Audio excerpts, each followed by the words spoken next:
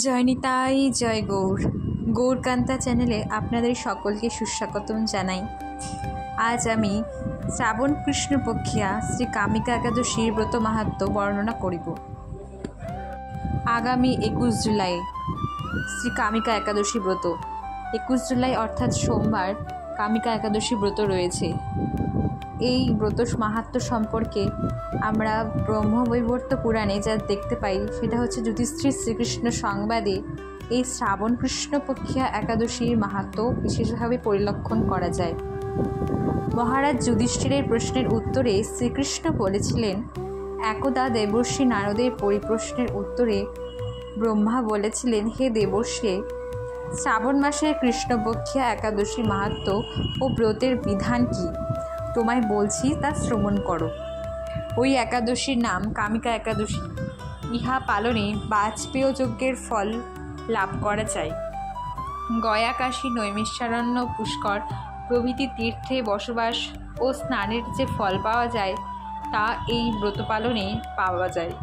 তৎসমুদয় ফল শ্রীকৃষ্ণ পূজা অর্চন ও তদীয় গুণমহিমা শ্রবণ কীর্তনে লাভ করা যায়। পদ্মপত্রে জল যেমন স্থিরভাবে থাকতে পারে না, শ্রীকৃষ্ণ পূজা করলে হৃদয়স্থিত পর্বত প্রমাণ পাপরাশিও নষ্ট হয়ে যায়। তুলসী দর্শন ও স্পর্শনে পাপ দূরীভূত হয়। ঔষধ সেবনে রোগ প্রশমিত হয়। শ্রাবণী কৃষ্ণপক্ষিয়া একাদশী পালনে ভগবান শ্রীবিষ্ণুর চরণে স্থান লাভ ঘটে। শ্রীকৃষ্ণ প্রীত্যার্থে এই ব্রত যে সমস্ত ভক্তগণ পালন করে এবং শ্রদ্ধা সহকারে ব্রত উদযাপন করে তারা সবাই বিষ্ণুলোকে গতি লাভ করে। এই ছিল এই ব্রতের মাহাত্ম্য। এবার আমরা জানব ব্রতের পারণ। ব্রতের পারণ রয়েছে পরের দিন 22 জুলাই মঙ্গলবার সূর্যোদয়ে 5টা 8 মিনিট হতে শুরু করে 6টা 12 মিনিট পর্যন্ত। তাই সকল সুধী ভক্তগণের কাছে অনুরোধ, আপনারা সকলেই একাদশী ব্রত পালন করুন এবং অন্যকেও এই ব্রত পালনে উৎসাহিত করুন। এতে দুজনেরই পারমার্থিক লাভ ঘটবে। জয় নিতাই, জয় গৌর।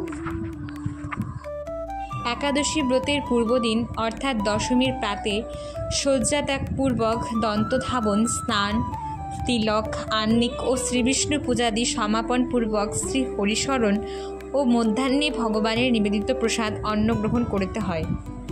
এই দিন রসুন, কাঁসার পাত্রে ভোজন, নিমপাতা, বেগুন, লাউ, তাম্বুল সেবন এই সমস্ত কিছুই কিন্তু নিষিদ্ধ। হরিবাসর তিথিতে যথাবিহিত প্রাতঃকালীন অনুষ্ঠান সমাপন করে হরিভক্ত সঙ্গে ভগবানের নাম, রূপ, গুণ, লীলাদি শ্রবণ কীর্তন করতে হয়। দ্বাদশীর দিন সম্যকরূপে ভগবানের পূজা অর্চন ও নৈবেদ্য নিবেদনতে মহাপ্রসাদ গ্রহণ করতে হয়। বৈষ্ণব গোষ্ঠীর সঙ্গে শ্রীমদ্ ভাগবত পাঠ, শ্রী হরিনাম, হরিকথা আলোচনা প্রত্যেকেরই কর্তব্য। মহর্ষি সূত গোস্বামী দ্বাদশ মাসে 24টি একাদশী ও 32 মাসে 16 দিন 4 ঘণ্টা পর এক একটি মাস বৃদ্ধি হয়ে সর্বমোট 13টি মাসে 26টি একাদশীর নামসমূহ ও মাহাত্ম্য বর্ণনা করেছেন।